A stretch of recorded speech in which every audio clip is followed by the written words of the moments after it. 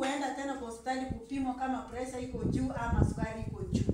Nikamwambia wewe Mungu uliye na kila kitu, nitaishi mbele zako. Amen.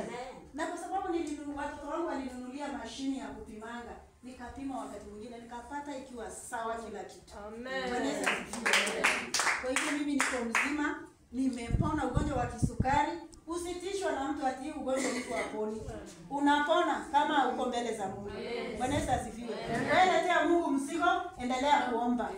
Useme ati nyanya yangu alikuwa naye sijui nani nilisikia alikufa naye. Wacha huyo mwenye alikubali kukufa naye akufe naye. Lakini wewe ishi ukijua ya kwamba Mungu hapo.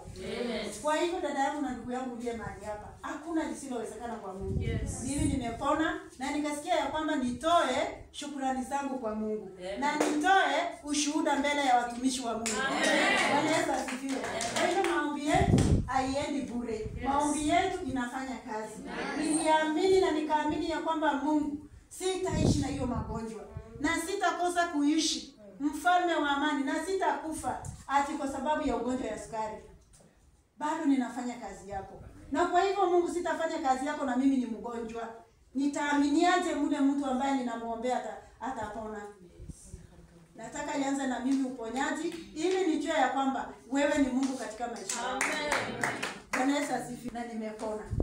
Na wewe uliye mahali hapa ambao uko na ugonjwa yeyote ambaye inakusumbua, usitishike. Hata kama ni kansa, hata kama ni ukimwi, hata kama ni ya kisukari, hata kama ni pressure, hata kama ni ile ieleweki, Mungu anaweza. Amen.